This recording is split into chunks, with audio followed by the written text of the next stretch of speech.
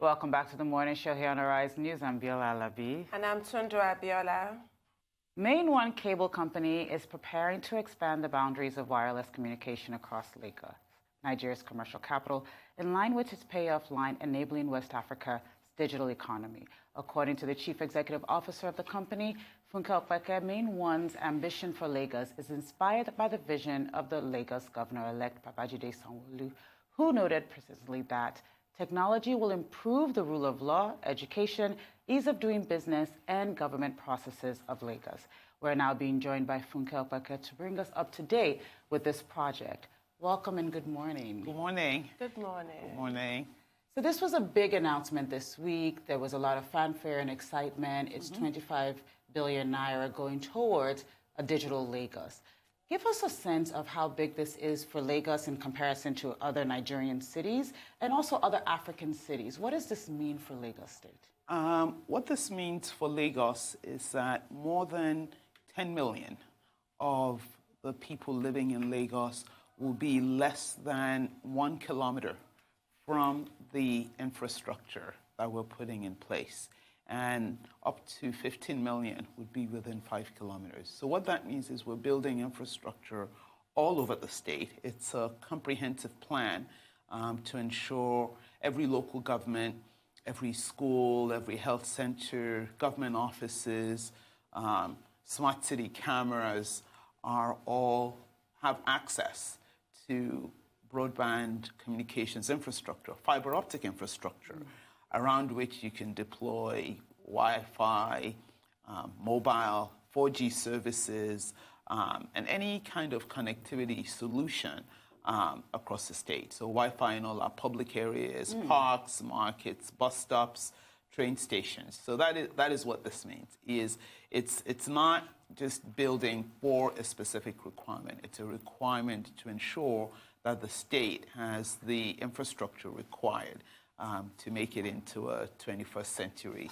smart city. Sorry, just wanted to follow up. How is this different from MainOne's normal activities?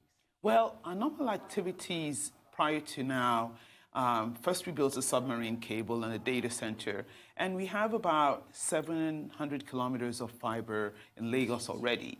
But it doesn't reach all the nooks and crannies, and that has been targeted primarily at the business districts. And so if you ask for this kind of broadband connectivity or working with some of the operators, if you're in Oshodi bus stop or if you're in some parts of Ikeja, even Lagos Island. Even Lagos, exactly. So this is a plan that says we want to cover Lagos. It's not just about we want to build to this person or we want to build to this street. It's a comprehensive plan to work with the state government to ensure that everywhere has that infrastructure, and then we can start building services on top of that. Exciting. So I want you to take us through the benefits, the practical impact of a smart Lagos. We read that quote that Biola just read from the governor-elect of Lagos about how technology impacts the rule of law, ease of doing business. But in practical terms, what does that mean? And I also want to talk about the speed, because right now we're way below the global average of 9.1 megabits per second. We're about 1.5. So is this going to address that issue of speed? Okay. Yes, it will. But let me start with your first question, which are practical benefits. So let's think of security cameras. We're all worried about the spate of insecurity. In a city like Lagos, there's no reason why we don't have more security cameras all tied into a control room. And even without humans having to spot the images, machine learning, artificial intelligence, now you can tell from the sound or whatever that there is a high degree of noise in a certain area, more so than is typical, or there's certain kind of gunshot sounds or whatever, to ensure that security agents are deployed to those locations, or if you have unusual crowds or whatever, and those areas require attention. So first is one practical benefit is security, and I know that that is a plan that the Lagos state government has had for a while to ensure that they have security cameras more effectively deployed and connected to ensure that they can be monitored effectively and security agents deployed as required to trouble spots. Another one is education. All the tertiary, secondary, primary schools in Lagos, learning without jobs, trying to do Code Lagos, which prepares our young people with software skills to take new kinds of jobs. It's really not effective if they don't have access to the technology. So getting technology into schools. But let's talk about the average citizen. By having this infrastructure, by having Wi-Fi, you talked about speed, fiber, with 4G technology, a lot of our, what we would call access technologies have been microwave. And you're limited in the speeds that microwave can take from a base station to the heart of the network to interconnect with other networks. And here in Nigeria, we still have less than 20% of our sites connected with fiber, where in places like South Africa, you have 75%.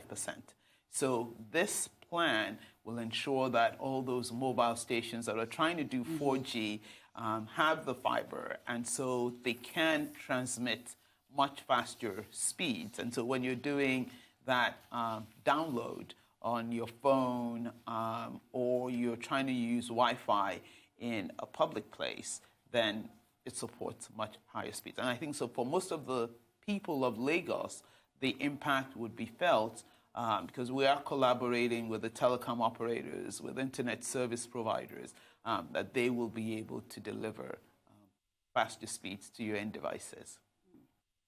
So, I mean, one of the things that you've talked about is education. I want to talk a little bit also from a practical perspective of how this will boost commerce. One of the things to date is that MainOne has been an amplifier, actually, of quite a number of businesses and an enabler, really, because of the Yaba access connectivity that you've provided.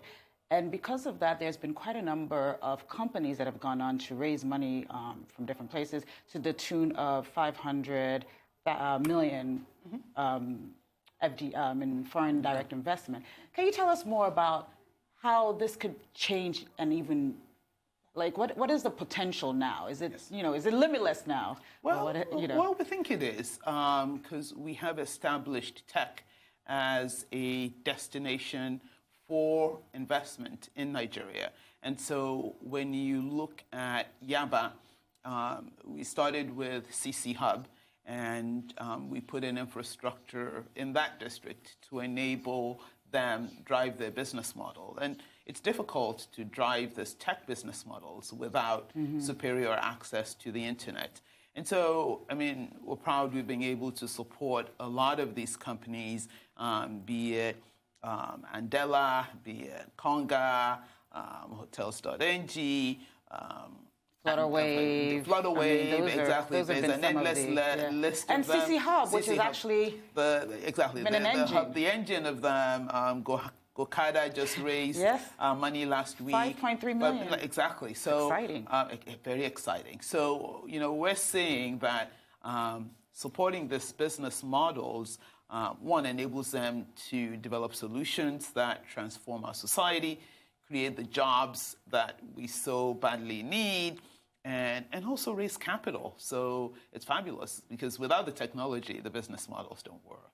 And not just for the companies now, in order for them to achieve the results and get the penetration, the public that's trying to use those services also needs to have improved and enhanced internet services. So those things go hand in hand. By enabling the public to have better internet and access their services, we're also helping those businesses thrive. So this additional 25 billion, was it a capital raise or is it just a grant? Like, how did this 25 billion come around? So 25 billion is what we require to deploy this infrastructure in Lagos. And yes, it has been a capital raise from our global technology partners, but we have defined the project. You can imagine building to all parts of Lagos requires quite a comprehensive plan. Obviously, we've done all the costing estimates, and we have very comprehensive designs, and we have lined up the foreign partners who are supporting us to make this happen in Lagos. Can you give us the breakdown of figures that total 25 billion? How did that figure come out? And then, yes, what impacts will it make when it's invested in the project? Okay, so the 25 billion is made up of a variety of elements, everything from the civil works that will be required. It's about 2,200 kilometers of fiber and ducts in the first instance. And we're putting in enough infrastructure so that, as I mentioned, other operators and ISPs can also benefit, and we're not constantly digging up the roadworks to disrupt public infrastructure. So there's all that civil works. And of course, with a city as dense as Lagos and with the amount, how built up it is, there is a lot of intricate works, drilling, horizontal drilling. You're not just digging up the sidewalk to ensure this infrastructure gets in and is securely placed. In addition to that, we have all the kilometers of fiber optics, which is what enables this very high speed transmission. We have the electronics that we need to deploy in every local government and point of access so that we can then actually transmit the signals over the fiber optics. And most of that 25 billion is going to be buried in the ground in Lagos. Speaking of civil works, give us a sense of what Lagosians can expect, because I know that there might be a little bit of a trying time before we sort of get to this pot of gold at the end, and I think it's important for people to understand that there is a cost there is sort of an inconvenience cost to pay for this, or maybe there isn't. There is, but we try to minimize, and we've had experience in Yaba and other parts of Lagos. We have to minimize. I think the technology is smarter and the approach with experience. I mentioned horizontal drilling in really dense areas. With the support of the security agencies and officials, some work is done at night because you don't want to disrupt traffic. And so, it's a combination of techniques or technologies. And obviously in areas where it's not too challenging, we will be digging up. I think people can expect some of their sidewalks, maybe their driveway, but we will coordinate. So there's a lot of work when you talk about the 25 billion of staffing and it's contractors, it's people in Lagos who will have these jobs, who know our neighborhoods, who will go, if we're passing in front of your house and we have to disrupt some flowers, we will replant, we will be very mindful, we will walk with you. But please, this is great for us, for your banking, for your schools, for your healthcare, for your e-government services, for security. So while we will be very respectful of people's properties and try to work around and ensure minimal disruption, we also hope there are lots of powerful people in Lagos that they grant us the necessary access so that we can get this infrastructure in place. It'll take some time, and that's why Lagos will take a little bit longer, just because of all the issues we're sure we have to deal with. But we're hoping with the support of government that we'll be able to get through and get this done in good time. With about 70% of your 25 billion under the ground, what are some of the security risks that you face as a company in general, especially with fiber optics? Vandalism is probably the biggest one. And so random fires by notorious area boys in areas where it can spread and disrupt this infrastructure. Random construction or roadworks where someone just takes a bulldozer and starts excavating in places where this infrastructure is. So those are some of the risks overall. We're working more closely with government so that we're aware of construction plans and road plans, but sometimes it's not always government that's driving these things. And of course, with vandalism, with the security agencies as well.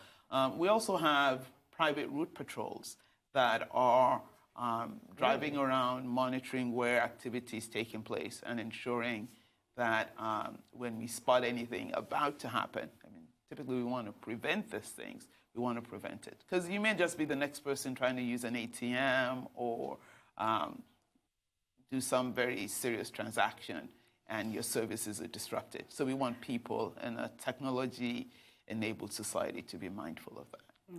Why did the Lagos government choose to partner with MainOne for actualizing its smart city vision?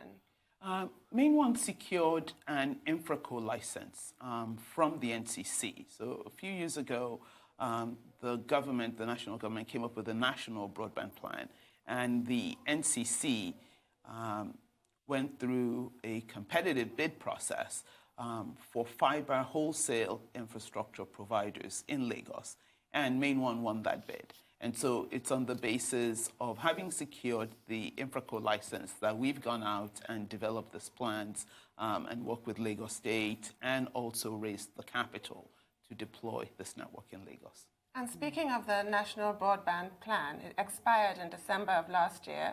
What would you like to see in the next 5-year plan? It was from 2013 to 2018. And okay, it did manage to achieve its target of 30% penetration. What's the next benchmark? Well, the next benchmark, and the NCC just had a telecom leadership forum this week in which we participated, is setting the penetration goal for the next 5 years. We think we need to be ambitious as a country and set that goal at 70%. That is our input. Where do you want to leave behind? So let's think of 5 years from today and the way the world is rapidly digitizing. We don't want too many sections of our population not to have access that will be critical at that time to access any kind of services or really participate in the global economy. And, broadband is like electricity was to the industrial age. So as a country, as a people, we want to ensure that we are deploying and are competitive going forward as we try to diversify from oil. We just talked about all the companies and the startups that are being created. So our input is that we need to be ambitious, that it needs to be 70% penetration across the country, which says we're getting to more of our secondary cities and our rural areas, and they're having access to this kind of technology as well. So Nigeria has one of the highest broadband per megabyte cost in the world. I mean, we're at 149, while countries like Ukraine have some of the cheapest at like 40 cents, or 4 cents even. What will this do for Lagos? And then is this going to mean that broadband will be cheaper in Lagos, but then in somewhere like Port Harcourt there will be a price disparity? What does this mean with digital Lagos? Well, I think you raised some of the issues. The retail pricing should get better, but I think more the quality should get better. So I think when you look at what people are spending, people will probably still spend about the same levels or higher, but they'll get more and they'll get better quality in terms of Lagos. And when you talk about 149, I think that is an index that measures not just cost, but also quality, speed, and some of those other factors. So those definitely will get better because the technology is more capable. Another reason why costs of pricing should come down is because we're deploying this as shared infrastructure. So as I mentioned previously, every operator deployed infrastructure to their own base stations and carried those costs. By having this shared infrastructure in place, a multiplicity of service providers can use the infrastructure for much less than they would if they had to build the infrastructure on their own. So indeed, it does give the opportunity for a reduction in prices, or I would say better value overall to the consumer, because shared infrastructure is really the only way we're going to get a lot more bandwidth to people at an affordable price. Which is what the mobile operators saw when they did move into a shared infrastructure space when it came to the towers. Exactly. Are we going? So you're hoping that with this type of with this type of shared services, we will see some reduction in prices? I won't commit since I'm not I'm not a retailer. I'm not the pricing exactly. I'm not the pricing approver or CEO, but I would expect that over time, definitely the value for data services will come down. And you talked about, the disparity between Lagos and other cities. There are InfraCos licensed for other cities, and we certainly hope other states will key into this vision that Lagos State is keen to and encourage the deployment of this kind of infrastructure so that they can also be competitive. I think it puts pressures on all of us as an industry, and you talked about the 70% broadband target. If we're going to achieve that in other parts of the country and not just Lagos, then we all need to be creative as to how we make that happen. And I think it will. I think the industry is prepared. I think the regulator is focused. There are capable companies, and we have a population that is spending a lot on telecom services and deserves to get better value for their money. What are your plans for the impending 5G rollout? When is that going to be impactful in Nigeria? We need 4G first before 5G. So I think it's this kind of infrastructure, dense infrastructure, as opposed to the kind of infrastructure we've had before, that enables 4G and subsequently 5G. And so without this infrastructure, 5G is just a dream. So we get this in, we get 4G in, and I think we have the foundation on which 5G can be deployed. So are we looking at 5 years? When is it? It's a interesting proposition. When we look at where we are today, most of Nigeria, and even considerable parts of Lagos, is still 3G. And some parts of the country, rural areas, are 2G. So I think our focus is 4G, good speeds, and we're primarily wireless country. So good speeds on our devices, higher smartphone penetration, and then we will have the platform to introduce 5G. So one of the things that people have said is that Nigeria will have to be sort of a multi-pronged attack when it comes to broadband penetration, which is sort of fiber optics, satellite, 4G, sort of all things coming together to make this happen. What do you think it's going to take to get us to 70% broadband penetration? Well, 4G. 4G. Definitely. 4G requires a lot more fiber, because 4G is generating more speeds at the radio from your devices. And so you need the fiber, especially in the metro areas, to aggregate that traffic and move it and interconnect it with other networks. We have some good fiber networks already along our major roadways and between major cities. We'll need to deploy faster electronics, just because there's a lot more data to move more data across that. We need more diversity. What you've had previously is everyone was building to the same high net worth districts, and everywhere else was left behind. So by doing shared infrastructure, you can deploy diverse networks in primary areas and then extend that so that the coverage improves. And I think if we can have those things, obviously the retail operators would always like more spectrum to enable those 4G services. And if we have those things, then we have the foundations. Power helps. So when we think of Nigeria, power, security, transportation, because the operations and the logistics around the country to make this happen is not trivial. But it is doable if, with the right enabling environment, and certainly very good cooperation from the state authorities, because as you move around, you're working in various states where the state governments have jurisdiction is critical. What's the level of cooperation? Because you mentioned how you attended the NCC meeting. So all the stakeholders, what is the level of cooperation, liaison between everybody, including state governments that you just mentioned? So it varies state by state. We're focused now on Lagos State, and the level of cooperation that we've seen from the state officials as we've put this plans together, as we've rolled it out. We've engaged the incoming administration on what we intend to do, and the response has been excellent. So obviously planning, where the roadways are, where the public utilities are, how we get around that and how we work together is really critical. So I would say what we've experienced in Lagos State has been excellent. We've also done some small projects in 2018 in Abeokuta and in Benin, working with those respective state governments. And I think the level of cooperation we saw there was pretty good as well. I think our officials are more aware of the need for this kind of public infrastructure, the need to coexist with things they have in place already. And they know as soon as we introduce ourselves and start talking about our plans, that we have to work closely together. And we're seeing more of that kind of cooperation take place.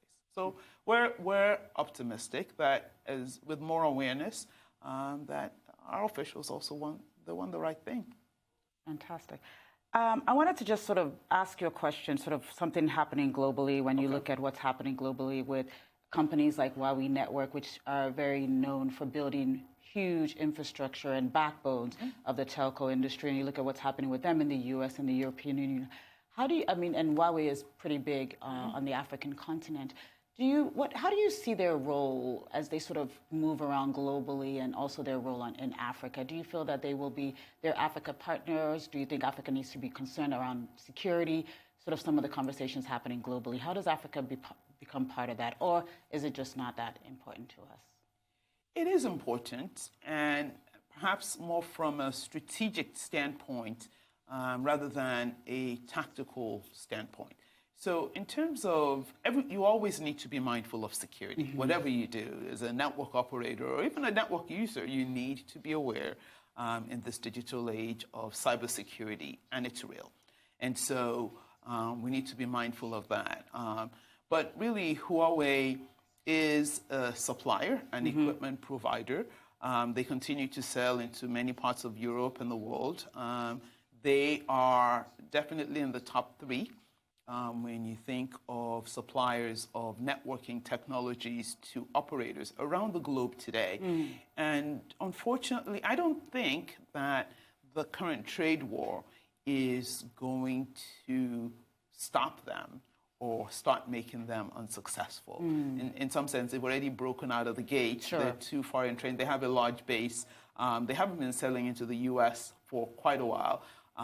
And they've been using some U.S. technology, but probably they have now just as many researchers as large American companies have, and they'll continue to thrive. The issue for Nigeria is more an issue of national security as we go forward. As we build our networks, our government agencies need to be mindful that the wars of the future are going to be cyber wars, and cybersecurity, national interest, how we keep our data, who has access to our networks is really critical, because if we got in a trade war or any kind of dispute with other countries, and that's how it's going to happen in the future, we will need to ensure that we can continue to operate and our lives can go on without having to cave in just because we're dependent on a foreign state to keep things working in Nigeria. We understand that Huawei is a major supplier of yours. So also from the Nigeria-U.S. relations perspective, what impact would this current crisis between Huawei, China, and the U.S. have? Not much to us, to be honest. As I mentioned, Huawei is a supplier, but we also have large American suppliers. So we just buy technology that's fit for purpose. Our main cable was built by an American company, TE Subcom. We continue to work with them. We have an extension to Cameroon that was built by Huawei.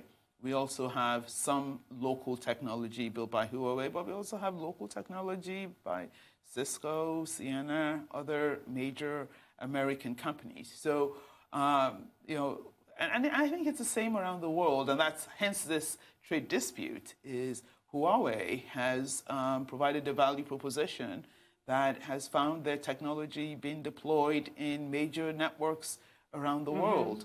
And the U.S. has decided maybe not. But I think that Huawei, if they have value proposition and they are continuing to prove that those networks are secure and they're making their technology available for people to ensure that there are no backdoors for the Chinese government to get into technology they've deployed, I think they'll continue to thrive in other parts of the world. They have the scale already, so I think it's very difficult to have everyone pull out their technology from their networks today. As much as the U.S. government might want that. Yes, that's very much. I want to talk to you a little bit about policy and government policy and sort of leadership. You mentioned that a little bit about the things that that our leadership needs to be aware of. What type? The president is starting his second term. He will be constituting his cabinet. What type of leader do you want to see in the ministerial post as we sort of go into this next phase of our development? I'm not the person, just the type of, what type of vision, strategy does this person need to come to the table with? I think two things. One, visionary in terms of what it takes to enable Nigerians to have broadband. It should be a necessity. Other countries have done it. Kenya, South Africa. We need to have internet in all our schools. We need to have technology in all our schools. We need to have in all the local government areas and government offices. Just, it's table stakes for the 21st century, and it's about time we have a pragmatic plan that we can measure. Just like we're focusing now on power, we need to focus on broadband. The second thing I would want that individual to have is the recognition that we are now part of a global digital value chain, whether we like it or not. And so when you look at global business, whatever sector you're in, finance, entertainment, tourism, manufacturing, processing, ICT plays such a major role. What role is Nigeria going to play? One of the things I've said is we need to ensure, just like we're looking at the oil sector now and we're saying, oh, we need a local content bill, we don't have refineries even though we produce the oil. We don't want it that in 10 years from now, Nigeria is one of the large global consumers of ICT, but in terms of value addition or wealth creation or even jobs here, we have not been able to do that. So we need to start putting those plans in place now. The global techs are all over. You have really limitless boundaries with this technology we're enabling for foreign companies today to provide services into Nigeria. Do we want all of our payment, entertainment, travel services, educational services to be delivered from offshore, or do we want to enable Nigerians? And how do we enable Nigerians to participate in some of those sectors so that we're able to create jobs here?